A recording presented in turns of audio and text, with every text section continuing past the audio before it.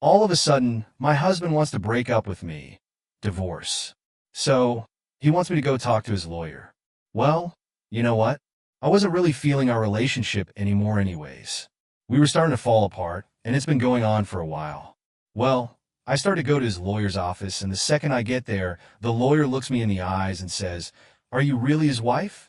When I said yes, his lawyer started to shake. At the wedding altar, you stand before God, family, friends, and foes to pledge your life to someone for eternity. You have no idea what path life is going to take. All you can see in that moment are the stars in their eyes. Those stars, they paint rainbows in the sky, transforming rain that falls from the darkness. But those stars, they blind you with something whimsical, so that you can never see the beast before you. It's been 6 years since I said I do. My voice was ringing with the crazy confidence that every naive person has. 6 years since I was that giddy young lady, ready to take on the world, my husband and I against the world. 6 years, so short, yes, so long, and at least long enough for me to get rid of those stupid rose-tinted glasses and finally see my marriage for what it is, a broken M. Its shards broken beyond repair, like a wood toy, or perhaps macarons. The more broken it gets, the more glue you use to repair it, and the more fixing you do, the more it moves towards the extinction zone. In fact, the more you try to glue it, the more you harm it because eventually the glue starts to weigh it down and makes it too heavy to take any more fixing. My husband Rob and I met when we were sophomores in the university, but we were not a couple then. We barely even spoke to each other back then, and truly, it was not until 4 years after we graduated from the University of Penn that we reconnected and hit it off. Ours was a really cliché way, but sweet. It was cute. Perhaps that was why I expected that our marriage would end like those in a novel, with a perfectly happy ever after. After college, we met again at one of the common friends' weddings. Rob came to talk to me, and we suddenly hit it off.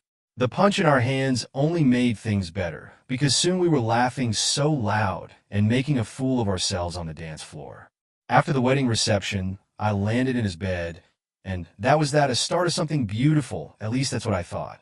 3 months into our relationship, I moved in with him, and 6 months later, Rob proposed. That was the easiest yes I've ever given. Life as I knew it was perfect. Rob was the sweetest man under the sun, everything I'd ever dreamt of, and definitely the stuff romance novels were made of. Our first year as a married couple was bliss. It was our second year trouble came knocking. We had always wanted kids, and I remember so many times we stayed up way into the night before we got married, daydreaming about how many kids we would have and who would resemble who. Rob wanted to have a dozen kids, and we ended up getting none. Month after month, we failed. Month after month. Rob consoled me whenever the waterworks would turn on. I tried everything just to make it work, but we could not conceive. It was in our third year that Rob started drinking heavily, staying outside later than he used to. The first few times I confronted him, he was understanding, pleading with me to see that our childlessness was putting a strain upon him. But 3 months into our third year, Rob changed. He became a snarling beast that sought to bite my head off whenever I dared to come near. No more excuses were given for his staying late, and you could bet your dollar that there was no more pleasing for me to understand his point of view. The loss of our dream of kids was the first crack in our marriage. But what caused those shards to shatter was when he started insulting me and blaming me for our lack of children. He would call my womb a dead nest, while accusations and hurtful insults became part of my everyday routine. In our fourth year, I sought to fix us. I could not let our marriage go down the drain just like that. I loved him, and he loved me. We could make our marriage work again. We were just stressed by the unexpected way our lives were turning out. And so, I researched the different ways we could achieve our dream of having half a dozen children running in the house. I presented adoption, surrogacy, IVF. I typed and printed a 10-page expose on these options. He read it, and the light seemed to return to his eyes. Then he suggested that we both get tested, hoping that I might be getting my husband, the Rob I fell in love with, back. So, I agreed. The result was the hammer that absolutely demolished the charade of marriage that we had, one that had barely been held together because I was barren. I was the reason why we did not have children. Oh, Rob was livid, so livid he took out his anger on our furniture. By our 5th year, we were nothing more than strangers living under the same roof and sleeping in the same bed. Regardless, there was little hope within me that he could rediscover our youth, our love, and that hope is what kept me going, cooking for him, doing his laundry, being a good wife, a little glue, trying to mend something that was long gone. But I was too delusional to admit, which is probably why I'm struggling with the decision he's forcing me to make. So, 2 days ago, Rob served me divorce papers and then moved out. He didn't give me an address, but that didn't stop me from trying to reach him. He refuses to talk to me, saying that if I wanted to reach him, I should do that through his lawyer. Half of me wants to sign the darn papers and tell them to go to hell, and the other half, the unreasonable half, wants to find a way to restore my marriage. And that's why I'm here, to plead for your advice. I mean, what would you do? Should I give this man the divorce that he's asking for and walk away from everything I hold dear? Or should I stand my ground and refuse to sign the papers, demanding instead that he be willing to work things out? Update number 1. Hey guys, it's been 3 days and I'm here. You would not believe the crazy thing that's happened since I shared my story. Before we get to that, I want to let you know that I've decided to give Rob what he's asking for. Yes, I've signed the papers. If a divorce is what Rob wants, then a divorce is what Rob's going to get. You all were right. Rob is no longer the man I married. This is not the marriage that I started in. And if I chose to be foolish enough to ignore it, I would be breaking no one's heart but mine. I just want to say that I'm so grateful for the responses I got. Your advice gave me the courage and strength to do what I needed to do.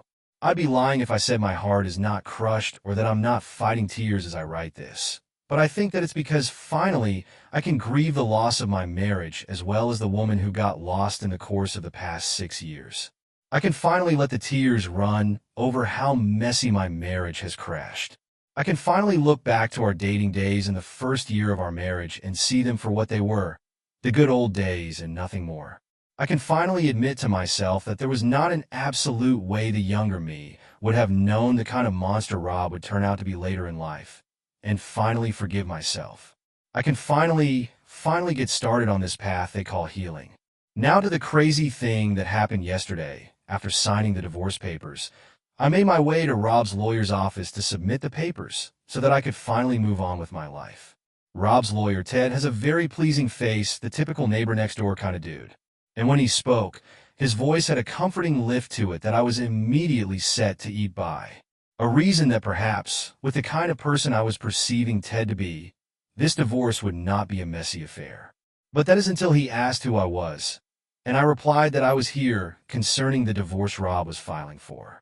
Apparently, that was not clear enough for Ted because he asked if I was the wife or the lawyer of the wife. When I replied that yes, I'm the wife, the strangest thing happened. Ted started shaking, not a quiver of a finger that believed nervousness, but a full-blown shaking of his entirety. He even knocked down his cup of coffee, staining the carpet and himself. And to be honest, I felt bad for the poor man, and I don't even know what I'm pitying him for. When I asked if he was okay, the man stammered that he was. Only God knows what has caused that man to be so rattled. I know that I have enough problems of my own to deal with, but I can't stop curiosity from rearing its ugly head. Everything in me wants to return to Ted's office and determine that he should fess up. Yet, I think that it would be better for everyone if I just walk away till the divorce is finalized. Is there more to find out? You tell me. Update number 2. Hey guys, it's been 4 days since my last update, and I'm sure that you're wondering what I ended up doing in the end. Curiosity 1. I returned to Ted's office yesterday, and when he saw me, his eyes popped out. At the coffee on his table, it was in danger of being wasted once again, but luckily, I saved it from its quick demise. He asked why I was back so soon or if something was wrong. After thinking 10 ways about how to ask him, I finally blurted out, "Why were you rattled in our first meeting?" He tilted his head to the side and studied me pensively. After a few minutes of silence, he asked if I really did not remember. And of course, I didn't remember. Remember what? I did not know him and had never met him until Rob's filing for divorce brought us together, or so I thought. As it turned out, I had met him before, with Rob and all, and in a way, I could say I knew him. It happened in the 2nd year of Rob and my marriage. As you know, I was going through a lot during that time. It's safe to say that I was not okay emotionally and mentally during that time in my marriage. I remember it very vividly.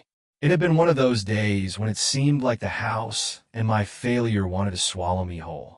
Whatever that happened, I always found something to distract myself. That day, it was the park. So there I was sitting in the park, watching happy families complete with a bunch of kids having fun. It was beautiful to watch, but it was also a stark reminder of everything I did not have, the very thing that I had run away from the house for. I called myself all kinds of foolish names, but I could not make myself stand up or walk away. Despite how hurtful it was to watch others enjoy what I could not, it still brought that much-needed calm to my soul. Thank God I chose to stay. For a few minutes after deciding to stay, a little girl almost had an accident. Some foolish cyclist had decided to have an impromptu race, about 15 of them. I did not mind them until I saw that precious girl walking in their way, looking only at who knows what on the grass. Frantically, I searched for her parents. Surely, somebody brought her here to the park. Why wasn't he or she watching and paying mind to this girl? But I did not have time to search for or call her parents because the cyclists were getting close, and that silly girl did not look up. Whatever she was fascinated with had her attention. Jumping up from the bench, I ran and snatched her away just as the 5 bicycles zoomed past us. What if I had not been there? What if I could not save her? This precious girl that if the universe had been lined differently, could have been mine. That was when the anger came. What kind of irresponsible parents allowed their children to just wander off?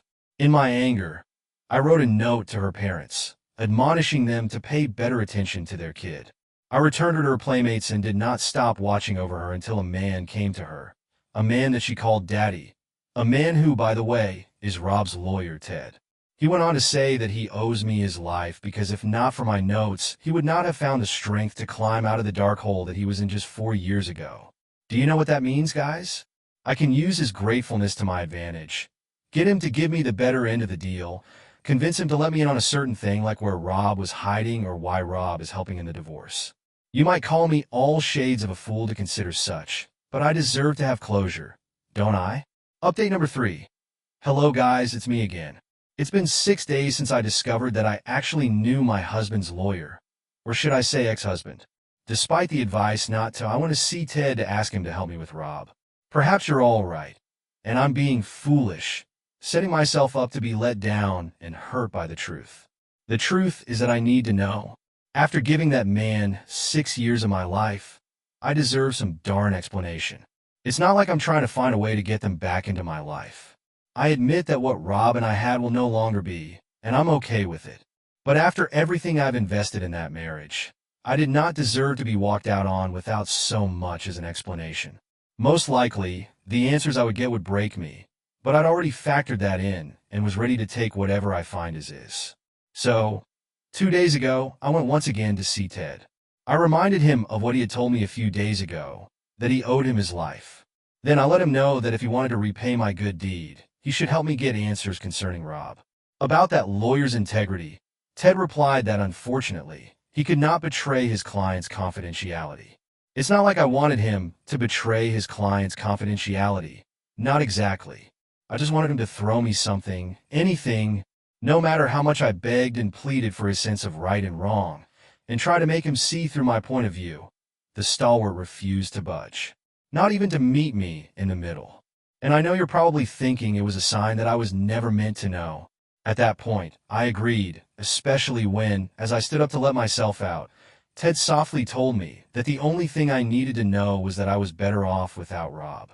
When I asked him what he meant by that, he went on to say that Rob was determined not to stay married to me, and nothing I sought to know would change that. I knew what he said was true.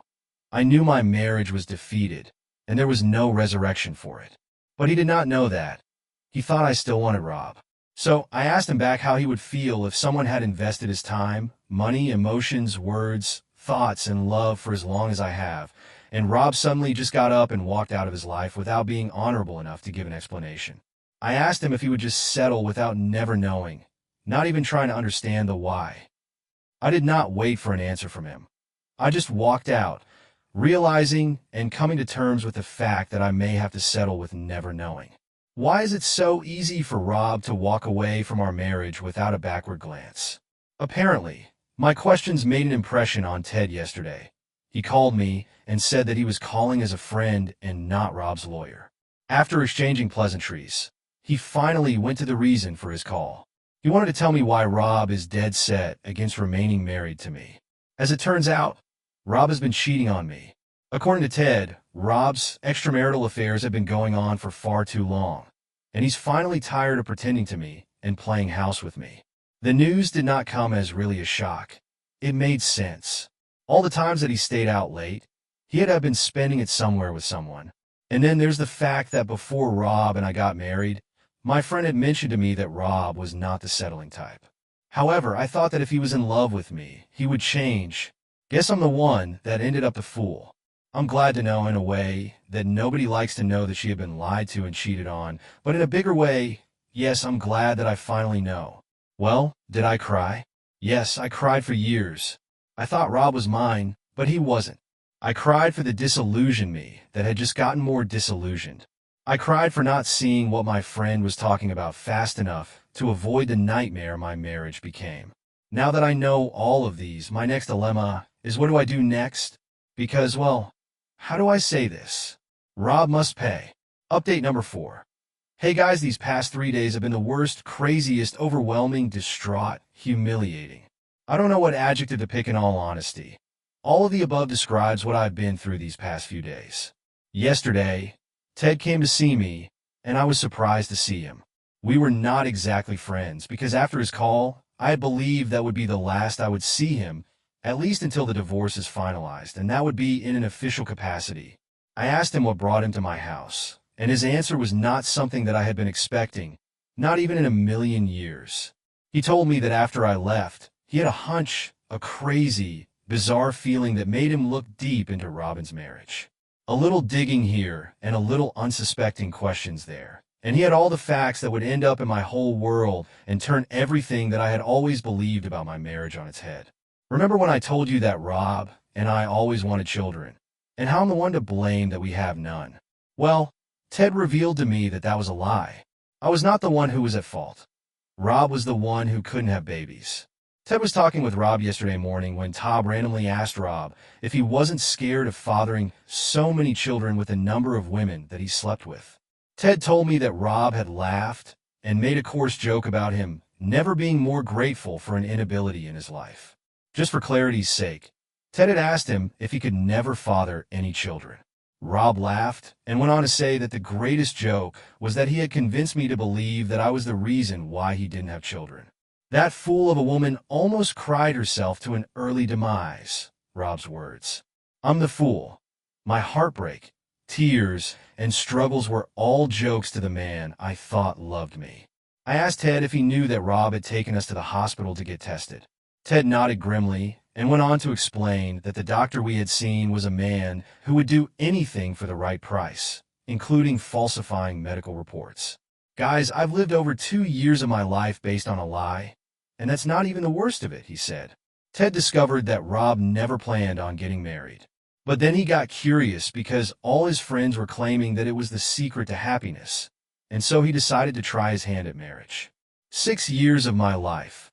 An experiment to satisfy a man's curiosity. I've been burning with outrage since yesterday. I want to make Rob pay. He has to pay for the torment that he made me go through. Some of you might claim that it's not worth it, that revenge never satisfies like we think it should. I don't care. Rob cannot go scot-free. I admit that I can choose to walk away, doing nothing, just moving on with my life. But if you were in my shoes, what would you do? Update number 5. Hey guys, it's me. This is going to be the final update, so it's been a while, but I'm here. First of all, I want to say a huge thank you to everybody who supported me throughout all this. Words can't express how much your support meant, and still means to me.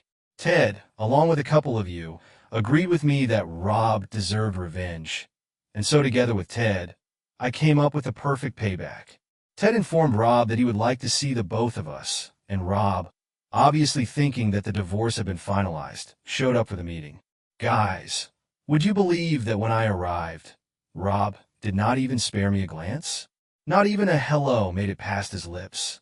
and it was not a surprise considering that I was nothing more than nothing. Once I took my seat, Ted handed him the signed divorce papers. Just as Rob collected it and rose to take his leave, Ted announced to him that I was charging him with forgery of medical reports and domestic violence. Then Ted went on to tell Rob that he would be representing me. Guys, you should have seen the look on Rob's face. His eyes were about to pop out of their sockets, and immediately Rob started blubbering and stammering, claiming that I had no grounds to accuse him and that no court would give us the time of day. When that did not move us, Rob accused Ted of betraying the client's confidentiality. Unruffled, Ted calmly pointed out the things that Rob confessed to him were never under the client's confidentiality, for they were in no way related to the divorce. 4 days ago, Rob was brought to court and then charged to make monetary restitution for the damages that he caused to me, as well as relinquishing his rights to all the properties that we own together. Then, he was placed under a restraining order. All the money in his account can never make up for those 6 years that I wasted on him. But I have satisfaction that Rob did not walk away without facing any consequences. Just imagine if I had not pushed for answers. How ignorant I would have remained while Rob would walk away thinking how well he played me. Ted has really been helpful as I pick up the pieces of my life. I know what you're thinking, and you're correct. He is attracted to me, and I would be lying if I said I did not find him attractive. He's a widower who was brave enough to turn his life around to give his daughter the life that she deserved. To me, that's the hottest thing on earth. But even still, I'm in no hurry to enter into a new relationship. You'll tell me that I deserve to find true love, and you're right. I'm open to the relationship with Teddy. I just want to do things differently than I did with Rob. For starters, there would be no physical intimacy until I get to really know him, and definitely not before marriage. A man of honor is a man who honors a woman enough to do right by her. I can't afford to settle for less, not after what I've been through. Thankfully, Ted is understanding, and he's willing to take what is between us one day at a time. Lastly, I just want to thank you guys for making it this far.